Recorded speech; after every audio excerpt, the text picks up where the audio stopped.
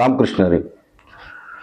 श्री संतांच्या माथा चरणावरी साष्टांग हे करी दंडवत, साष्टांग हे करी दंडवत. मागच्या भागामध्ये गुरुपौर्णिमेच्या निमित्तानं गुरुपौर्णिमा विशेष आपण चिंतन केलं. त्यात गुरु महिमा भाग 1 या भागामध्ये चिंतन करत असताना श्री गुरु सारिखा असता पाठी राखा या माऊली ज्ञानोबारायांच्या अभंगावर आपण चिंतन करण्याचा प्रयत्न केलाय. आज गुरुपौर्णिमेचं हे पर्व घेऊन आपण आणखी पुढे जातो आहोत आणि म्हणूनच ही पुष्प मालिका गुरु महिमा या नावाने आपण घेऊन आलेलो आहोत. त्यात गुरु महिमा भाग 2 आजचा हा भाग 2 आहे आणि यामध्ये आजच्या भागामध्ये आपण जो चिंतन करणार आहोत तो अभंग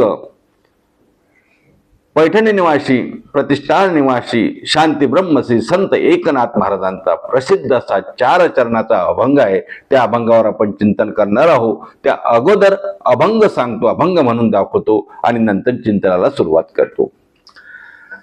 नाथरायांचा असा अभंग आहे. नाथराय म्हणतात, सद्गुरुशी शरण जाय, सद्गुरुशी शरण जाय, सद्गुरुशी शरण जाय, त्याशी ब्रह्म प्राप्ती होय, त्याशी ब्रह्म प्राप्ती होय, न लगे अनेक उपाय, न लगे अनेक उपाय, न लगे अनेक उपाय, धरी सद्गुरूचे पाय, धरी सद्गुरूचे पाय, न लगे अनेक उपाय, सद्गुरूचे चरण तीर्थ, सद्गुरूचे चरण तीर्थ, मस्तकी वंदावे पवित्र, मस्तकी वंदावे पवित्र, न लगे अनेक साधन, न लगे अनेक साधन, एका जनार्दनी सद्गुरु, एका जनार्दनी सद्गुरु, हाची भव सिंधूचा तारू, न लगे अनेक उपाय, न लगे अनेक उपाय, न लगे अनेक उपाय, धरी सद्गुरूचे पाय, धरी सद्गुरूचे पाय. असा 4 चरणाचा शांती ब्रह्मश्री संत एकनाथ महाराजांचा सद्गुरु महिमा वर्णन करणारा असा अभंग आहे. गुरु महिमा भाग 2 मध्ये आपण त्यावर चिंतन करणार आहोत. अभंगाचं स्वरूप जर बघितलं तर या अभंगामध्ये शांती ब्रह्मश्री संत एकनाथ महाराज सद्गुरूला शरण जा असं सांगतात. कशासाठी शरण जा? तर त्याशी ब्रह्मप्राप्ती होईल. ब्रह्मप्राप्ती करून घेण्यासाठी सद्गुरूला शरण जा असं महाराज या अभंगातून सांगतात. अभंगाचा अर्थ लावायचा झाला तर अभंगामध्ये साध्याने साधनाचा विचार केला तर साध्य काय आहे? तर परमात्मा प्राप्ती, ईश्वर प्राप्ती, देव प्राप्ती, भगवंत प्राप्ती, ब्रह्म प्राप्ती हे साध्य आहे आणि त्याकरता लागणारं साधन इथे सांगितलेलं आहे. असं आहे, जीवनामध्ये प्रत्येकाला काहीतरी प्राप्तीची अपेक्षा असते. इथे ब्रह्मप्राप्तीचा उपाय शांती ब्रह्मश्री संत एकनाथ महाराज सांगत असताना तुम्हाला प्रत्येकाला काहीतरी प्राप्त व्हावं याची अपेक्षा असते. प्रत्येकाची धडपड काहीतरी प्राप्त करून घेण्यासाठी आहे आणि जे प्राप्त होणार आहे ते सुख देणार असावं अशी आपली इच्छा आहे, नाही का? असं जगतामध्ये कोणी आहे का हो त्याला असं वाटते की मला खूप मोठा रोग व्हावा, मला दुःख प्राप्त हो, असं कोणाला वाटते का? म्हणजे मनुष्य ज्या प्राप्तीचा साठी प्रयत्न करतो ती प्राप्ती सुखप्रद असावी. त्या प्राप्त झालेल्या वस्तूकडून आपल्याला सुखाची अपेक्षा असते आणि त्या वस्तूला प्राप्त करून घेण्यासाठी मनुष्य प्रयत्न करत असतो. सर्वांचं तसंच आहे ना, तुम्ही आम्ही नाही का? काय प्राप्त करून घेण्यासाठी आपली धडपड असते? पंचविषय प्राप्त. हे बघा, संसारिक माणसाच्या प्राप्तीचा एकच विषय आहे. काय विषय आहे? रस, रूप, गंध, नाही का? पंचविषय सांगितले आहे ना. त्या पंचविषयाच्या प्राप्तीसाठी मनुष्य धडपडत असतो. त्याहीपेक्षा सोपं सांगू का? 3 गोष्टी प्राप्तीसाठी मनुष्याची धावपळ आहे. काय काय हो? साधारण जीवनामध्ये मनुष्य बायका, पैसा, प्रतिष्ठा, नाही का? बायका, पैका, प्रतिष्ठा या 3 गोष्टीसाठी संबंध जीवन खर्ची घातल्यात. हे बा, इनडायरेक्टली विचार केला तर या 3 गोष्टीसाठीच माणसाची धडपड आपल्याला जीवनामध्ये दिसून येते. मग ते कोणी असू द्या, तुम्ही असू द्या, मी असू द्या, कोणीही संसारातला माणूस तेच बघत असतो. त्याच्या विषयाच्या प्राप्तीसाठीच त्याची धडपड आहे. मी काय सांगतो आहे, या अभंगामध्ये काहीतरी प्राप्ती हे साध्य आहे आणि त्या साध्यासाठी, त्या प्राप्तीसाठी नाथ महाराजांनी सांगितलेलं साधन आहे, म्हणून मी बोलतो आहो. तेव्हा काहीतरी प्राप्त करून घ्यायचं आहे. बघा, मग प्राप्त करून घेतलं नाही काही संसारामध्ये, गेलं ना. अहो, तुम्ही आम्ही कुठं, रावणाला 80,000 बायका होत्या. किती? 80,000. 80,000 बायका असताना सुद्धा प्रभू रामचंद्राची बायको पळून नेण्याची इच्छा रामाची झाली. मग एवढ्या वस्तू प्राप्त होऊन सुद्धा, एवढ्या वस्तू प्राप्त एवढी जे मी सांगितलं, एवढ्या बायका असून सुद्धा दुसऱ्याची बायको पळून नेण्याची इच्छा होणं, या प्राप्तीला तरी सुख झालं का? रावणाचं जीवन आपल्याला माहिती आहे ना. मग सुखाच्या अपेक्षेसाठी जेव्हा मनुष्य काहीतरी शोधण्याचा, काहीतरी प्राप्त करून घेण्याचा प्रयत्न करतो, एक भाग झाला बायका, दुसरा पैसा. पैशाचा विषय तर मला वाटतं कोण्या रावणाचं, कंसाचं, राजाचं उदाहरण देण्याची आवश्यकता नाही. तुमचं आमचं उदाहरण आहेच ना.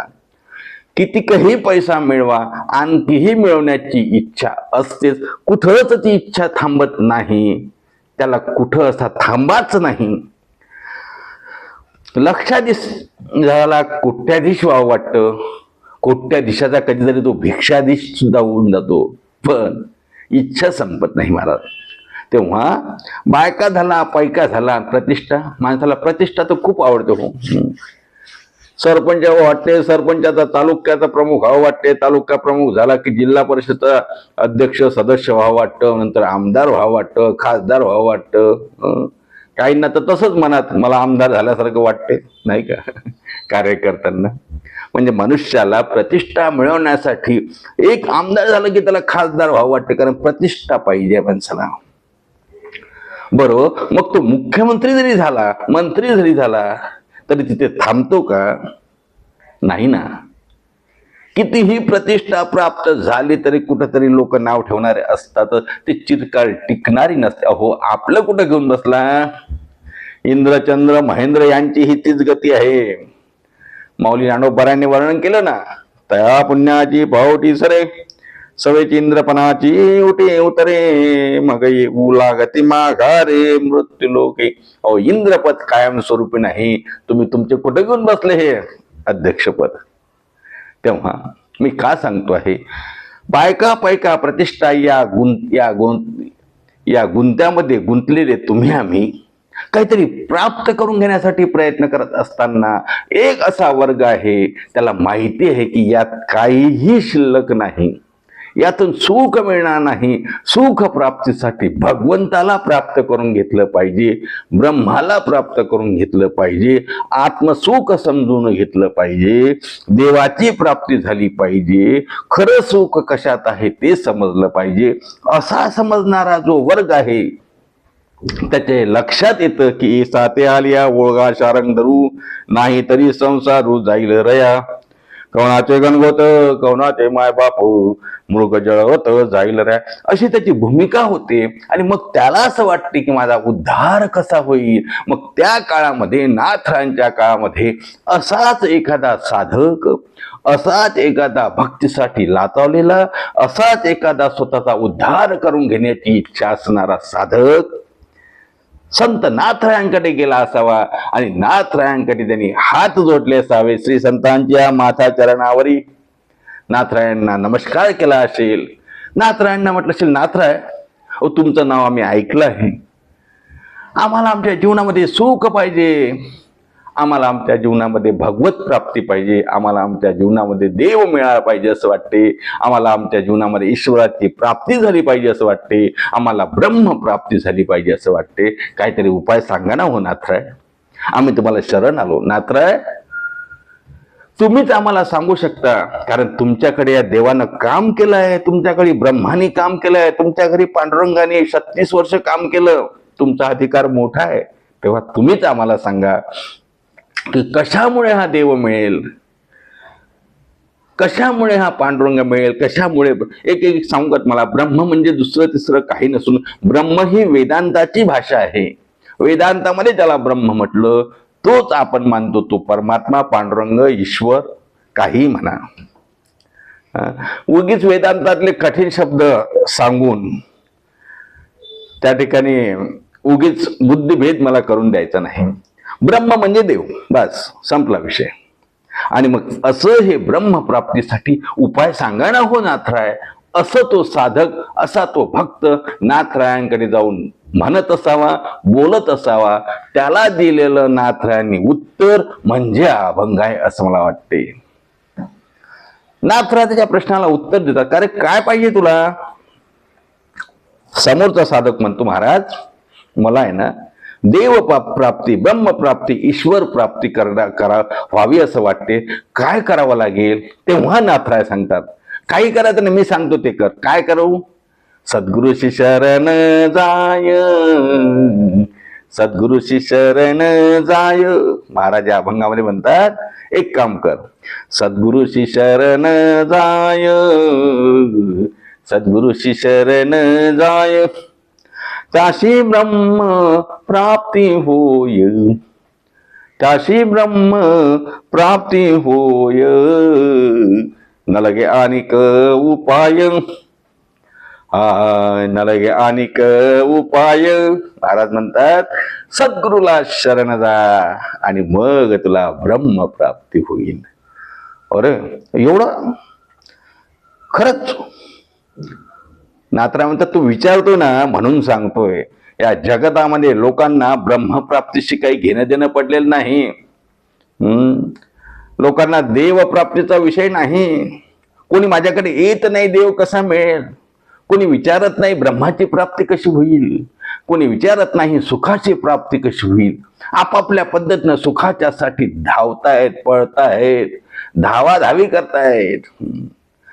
मी दिन रात्र एकच काम करतायत सुख प्राप्तीसाठी. हे प्राप्त होऊ दे, ते प्राप्त होऊ दे, ते प्राप्त होऊ दे. प्राप्त होतेही, कधी कधी होत नाही, कधी कधी होते, पण सुख मिळत नाही. मग तुम्हाला जर असं वाटतंय ना मला देव प्राप्त करून घ्यावा, ब्रह्म प्राप्त करून घ्यावं, ईश्वर प्राप्त करून घ्यावं, थोडक्यात सारांश रूपानं सुख प्राप्ती करून घ्यावं असं वाटते ना, मग आहे ना, मी सांगतो ना काय करायचं. महाराज काय करायचं हो, हेच करा. सद्गुरुशी शरण जाय, सद्गुरुशी शरण जाय, त्याशी ब्रह्म प्राप्ती होय, त्याशी ब्रह्म प्राप्ती होय. कुणाशी ब्रह्म प्राप्ती होय. जो सद्गुरूला शरण जाय, सद्गुरुशी शरण जाय. महाराज म्हणतात, सद्गुरूला शरण जा महाराज. आणि सद्गुरूला शरण गेला की मग ब्रह्मप्राप्ती झाल्याशिवाय राहणार नाही, एवढं मात्र नक्की. आता गंमत अशी आहे, अभंगामधलं चिंतन मोठं चिंतन आहे. आता सद्गुरूशी शरण जायचं म्हणजे सद्गुरू, कोणाला सद्गुरू म्हणावं हा एक मोठा विषय आहे, नाही का. कारण जगतामध्ये जागोजागी गुरु झाले महाराज. गल्ली गल्लीत गुरु, क्षेत्रात गुरु. भगवे कपडे घातले, जटा वाढवल्या की गुरुच गुरु आहे. तेव्हा शरण कुणाला जायचं, कुणाला गुरु म्हणायचं. हे बघा, मी मागच्या भागामध्ये सांगितलं, प्रत्येक जणच म्हणजे जो आपल्याला काहीतरी गुण देतो तो आपला गुरु होतो. नवे नवे ज्याचे दोष पाहून सुद्धा त्याला आपण गुरु मानू शकतो, कारण ते दोष त्यागावे त्यासाठी. नाथफराजांची ओवी मी तुम्हाला सांगितली भागवतातली मागच्या भागामध्ये. तेव्हा अनेक गुरु आपल्या जीवनामध्ये आपल्याला प्राप्त होत असतात. अनेक गुरूंकडून आपण काहीतरी शिकण्याचा प्रयत्न करत असतो. पण तो गुरु आणि सद्गुरूमध्ये फरक आहे महाराज. गुरु आणि श्रीगुरूंमध्ये फरक आहे. व्यवहारिक गुरु वेगळे, व्यवहार चातुर्य शिकवणारे, संसारामध्ये त्या ठिकाणी धनधान्य समृद्धी मिळवून देण्यासाठी अनेक साधन सांगून त्याच्या प्राप्तीसाठी उपाय सांगणारे अनेक महात्मे असू शकतात, गुरुजन असू शकतात, टीचर असू शकतात, लेक्चर असू शकतात. पण इथे गुरु आणि सद्गुरूतला मूलभूत फरक समजल्याशिवाय नाथ महाराज म्हणतात तसं शरण जाणार कोणाला? कारण गुरु तर जागोजागी आहेत. नाथ महाराज म्हणतात गुरुला शरण जा, असं मी म्हटलं का? महाराज म्हणतात गुरुला नाही, सद्गुरुशी शरण जाय, सद्गुरुशी शरण जाय. गुरुचा त्या ठिकाणी आदर जरूर करा, गुरुला नमन जरूर करा. ज्यांच्यापासून जे जे गुण घेतले त्यांच्याप्रती कृतज्ञता व्यक्त केलीच पाहिजे. पण सद्गुरूला शरण जा. पण मग सद्गुरू म्हणावं कोणाला, हा एक महत्वाचा मुद्दा आहे महाराज. सद्गुरू कोण हो? सद्गुरू कुणाला सद्गुरू म्हणायचं? तर सद्गुरूची व्याख्या करत असताना शास्त्रकार असं म्हणतात, सद्गुरू म्हणजे कोण? जे श्रोत्रिय असतात. आता श्रोत्रिय म्हणजे काय सांगतो? जे ब्रह्मनिष्ठ असतात, जे कृपाळू असतात, त्यांना सद्गुरू म्हणावं. की 3 लक्षणं ज्यांच्या ठिकाणी आहेत ते सद्गुरू महाराज. आणि त्या सद्गुरूला शरण जायचं. सद्गुरूशी शरण जाय. आणि मग त्या सद्गुरूला शरण गेलात की मग त्याशी ब्रह्मप्राप्ती होय, त्याशी ब्रह्मप्राप्ती होय, त्याशी ब्रह्मप्राप्ती होय. सद्गुरूला शरण जा, मग ब्रह्मप्राप्ती होईल. आपला विषय असा चालला होता, सद्गुरू कोण? तर सद्गुरू हे श्रोत्रिय असतात महाराज. श्रोत्रिय म्हणजे ज्यांचा वेद शास्त्र पुराण याचा पूर्णतः अभ्यास असतो. वेद आणि शास्त्र पुराणातल्या कुठल्याही विषयावरची शंका जर तुम्ही विचारली तर ते सांगू शकतील, त्याला श्रोत्रिय म्हणतात. तुमच्या माझ्यासारखं एखादं पुस्तक वाचून ज्ञान सांगणारा श्रोत्रिय नाही. माझ्यासारखं कुठलं तरी पुस्तक वाचून, ग्रंथ एखादं वाचून, एखादं काही ऐकून उपदेश करणं म्हणजे श्रोत्रिय नाही.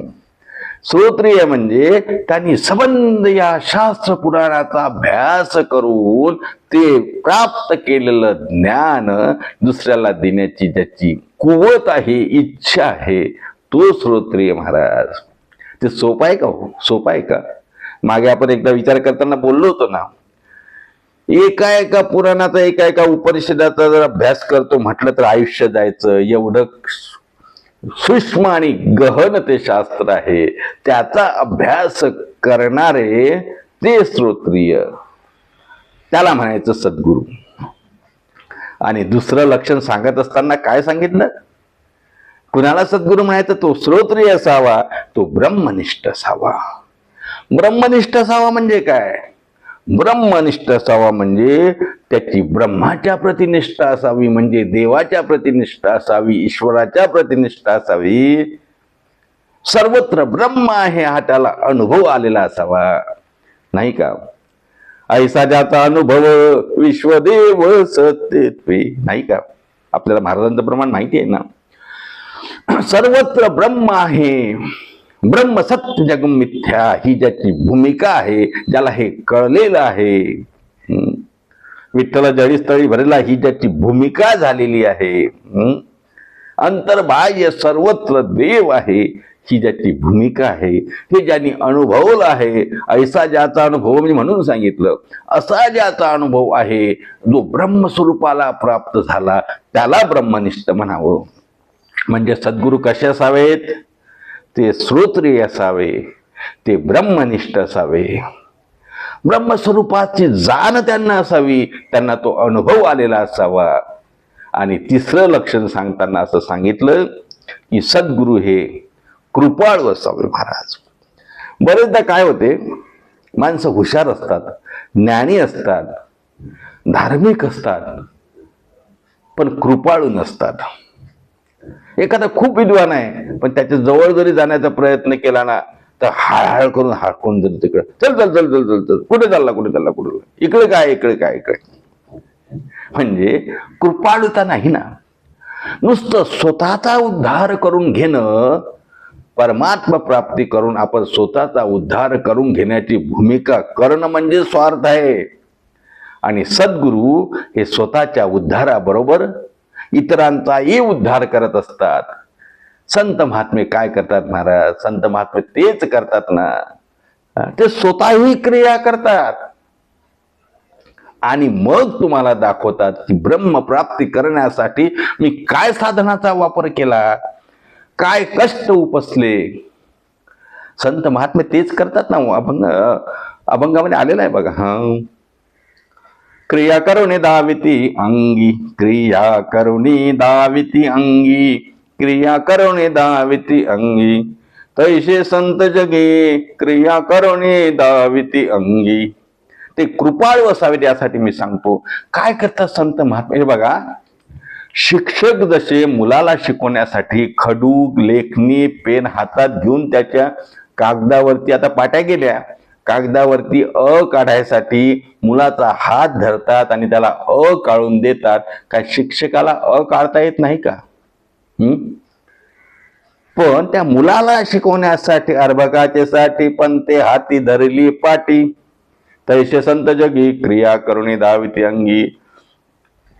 बघा, लहान बालक आहे, त्याच्यासोबत त्याची आई किंवा बाप त्याचा हात धरून त्याला चालवणं शिकवते आणि त्याच्याप्रमाणे चालते. आई बाप काय तेवढ्याच हळू चालू शकतात का? अहो, पण त्याचा हात बोट धरून चालवण्यासाठी बालकाचे चाली माता जाणून पाऊल घाली. त्या मुलाचे पाऊल जसं पडते ना, तशी आई पाऊल टाकते, नाही का? मुलाला शिकवण्यासाठी शिक्षक हातामध्ये पेन्सिल, पेन, खडू, लेखणी घेतात. आई मुलाला चालवण्यासाठी त्याच्या पावलाप्रमाणे पाऊल टाकते. त्याला शिकवण्यासाठी, त्याचा बोलणं येण्यासाठी आई तोतरी आपली ताता, मम्मा, आई असं बोललं होते की नाही? आता आई नसेल म्हणत, मम्मी म्हणत असेल, मम्मा, डॅडा, काय काय जे असेल ते हो, पण आईला म्हणता येत नाही असं आहे का? पण आई त्या मुलांना यावं म्हणून त्याच्या बोबड्या आवाजात शिकवते. तसं संत महात्मे पूर्णत्वाला प्राप्त झाले, सद्गुरू हे पूर्णत्वाला प्राप्त झाले, ब्रह्मनिष्ठ असून सुद्धा तुम्हा मला शिकवण्यासाठी, तुमचा आमचा उद्धार करून घेण्यासाठी अवतरतात, खाली उतरतात.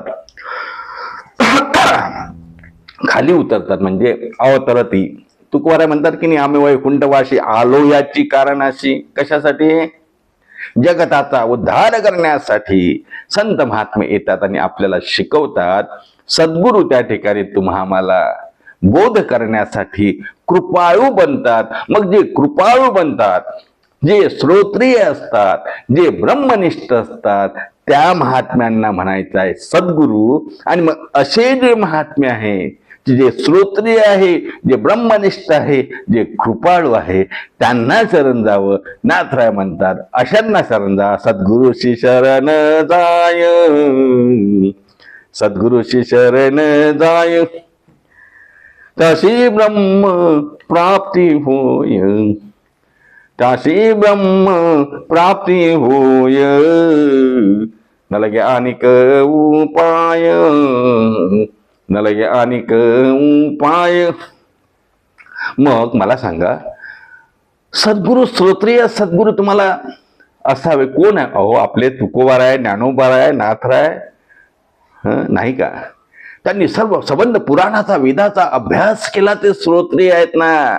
तुकोबाराय तर म्हणतात ना, पाहिली पुराणे, दांडोळली दर्शने, किंवा वेदाचा तो अर्थ आम्हाशीच ठाव, हे राणी व्हावा भार माता. वेदाचा अर्थ आम्हाला माहिती आहे, पाहिली पुराणे, आम्ही पुराण पाहिली, पुराणाचा अभ्यास केला, म्हणून तुकोबारायांच्या संप्रदायामध्ये आलेले महान महात्मे श्रोत्रिय आहेत, ते सद्गुरू आहेत. ब्रह्मनिष्ठ, अहो काय ब्रह्मनिष्ठ, तुकोबाराय स्वतःच ब्रह्म आहे. तुकदा तुलनेसी ब्रह्म तुकासी आले. काय अजून काय प्रमाण द्यायचं महाराज. तुकोबाराय स्वतः ब्रह्मनिष्ठ, काय ब्रह्मच आहेत. तुकिता तुलनेशी ब्रह्म तुकासी आले, मनोनी रामेश्वरी चरणी मस्तक ठेविले. असे तुकोबाराय किंवा असे महात्मे हे श्रोत्रिय असतात. ते आणि देव मध्ये फरक काय महाराज सांगा ना. देव ते संत, संत आणि देव फरकच नाही ना. आणि म्हणून बघा, मी वासुदेव तत्वता, मी वासुदेव तत्वता म्हणजे संत हे वासुदेव आहेत, गुरु हे वासुदेव आहे. त्यांची भावना काय झालेली आहे. ऐसा वा समस्तही वासुदेव, ऐसा प्रतितिरसाचा, समस्तही वासुदेव, सर्वत्र वासुदेव. त्यांच्या दृष्टीनं सर्वत्र वासुदेव, मीही वासुदेव, सर्वत्र वासुदेव म्हणजे हे ब्रह्मनिष्ठ आहे. आणि कृपाळू शब्दाचं तर काय सांगू महाराज, त्यांच्या एवढी कृपा कोणीच करत नाही. गुरु हे कृपाळू आहे. आमचे ज्ञानोबाराय किती कृपाळू आहे तो. कृपाळूदार माझा ज्ञानेश्वर, कृपाळूदार माझा ज्ञानेश्वर, नाही का. तया नमस्कार वारंवार, तया नमस्कार वारंवार. मी का सांगतोय, माऊली कृपाळू आहेत, तुकोबाराय कृपाळू आहेत, शांती ब्रह्मनाथ महाराज कृपाळू आहे महाराज. आणि म्हणून श्रोत्रिय असावं, ब्रह्मनिष्ठ असावं, कृपाळू असावं, ही लक्षणं, ही गुण ज्यांच्यात आहे, असे सद्गुरू त्यांना शरण जावं. म्हणजे सद्गुरूशी शरण जाय, त्याशी ब्रह्म प्राप्ती होईल. आमचे संत कृपाळू आहेत महाराज. कृपाळू, किती कृपाळू.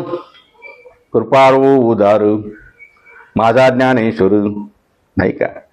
सर्व संत कृपाळू आहेत, माऊली कृपाळू आहेत. त्यांच्या कृपेनं, त्यांची कृपा जर झाली महाराज, कृपा कटाक्षे न्हाळले, त्यांच्या कृपेनं आपलं जीवन त्या ठिकाणी उद्धरून जातं. जसं आपण मागच्या भागामध्ये बघितलं, माऊलींनी सांगितलं ना, तू ज्ञानदेव म्हणे तरलो तरलो आता उद्धरलो गुरुकृपे. या श्रीगुरूंच्या सद्गुरूच्या कृपेने उद्धार होतो. म्हणून उद्धार करून घ्यायचा आहे, ब्रह्म प्राप्ती करून घ्यायची आहे, ईश्वर प्राप्ती करून घ्यायची आहे, देव प्राप्ती करून घ्यायची आहे, सुख प्राप्ती करून घ्यायची आहे. तर एकच उपाय आहे, तो म्हणजे सद्गुरूंना शरण जा. देवाला शरण जा हे बरोबर आहे, पण देवाला शरण कधी जायचं, सद्गुरूला शरण गेल्यावर, म्हणजे बरोबर तो देवापर्यंत पोहोचवतो. म्हणून सर्वप्रथम देवाला शरण जायचं, सद्गुरूशी शरण जाय, त्याशी ब्रह्मप्राप्ती होय. होय का मी सांगतो असं नाही. नाथराय म्हणतात, मी सांगतो, माऊलींनी सांगितलं, सर्व संत पुढे सांगतील नव्हे नव्हे, वेदानी सुद्धा हेच सांगितलं. काय सांगितलं वेदानी. ऐसे वेद देती ग्वाही, ऐसे वेद देती ग्वाही, ऐसे वेद देती ग्वाही, संताविन प्राप्ती नाही, ऐसे वेद देती ग्वाही, ऐसे वेद देती ग्वाही, ऐसे वेद देती ग्वाही, संताविन प्राप्ती नाही, ऐसे वेद देती ग्वाही. म्हणजे संतांशिवाय देव प्राप्त होऊ शकत नाही, ब्रह्म प्राप्ती होऊ शकत नाही, ईश्वर प्राप्ती होऊ शकत नाही, सुख प्राप्ती होऊ शकत नाही. म्हणजे असे संत, असे सद्गुरू, त्यांना शरण जायचं. नाथरायांनी या अभंगामध्ये सरळ सरळ आलेल्या साधकाला सांगितलं, बाबा तू सद्गुरूला शरण जा, सद्गुरूशी शरण जाय, त्याशी ब्रह्म प्राप्ती होय. या अभंगावर चिंतन करत असताना आज आपण गुरुमहिमा भाग 2 मध्ये नाथरायांच्या अभंगावर चिंतन करताना पहिल्या चरणाचा विचार केला. उर्वरित चरणाचा विचार आपण पुढच्या भागामध्ये करू. तोपर्यंत सर्वांना रामकृष्ण हरी. सद्गुरूंच्या चरणी, संत महात्म्यांच्या चरणी नमन करू आणि त्या ठिकाणी आजची सेवा थांबू. पुन्हा भेटूया पुढच्या भागामध्ये गुरुमहिमा भाग 3 मध्ये. तोपर्यंत सर्वांना रामकृष्ण हरी. संतांचं भजन करूया, ज्ञानेश्वर माऊली ज्ञानराज माऊली तुकाराम ज्ञानेश्वर माऊली ज्ञानराज माऊली तुकाराम ज्ञानेश्वर माऊली ज्ञानराज माऊली तुकाराम ज्ञानेश्वर ज्ञानेश्वर माऊली ज्ञानराज माऊली तुकाराम ज्ञानेश्वर माऊली ज्ञानराज माऊली तुकाराम पुंडलिक वरधर विठ्ठल श्री ज्ञानदेव तुकाराम दत्तात्रय जनार्दन श्रीकनाथ माऊली ज्ञानेश्वर महाराज की जय जगद्गुरु तुकाराम महाराज की जय शांती ब्रह्म श्री संत एकनाथ महाराज की जय।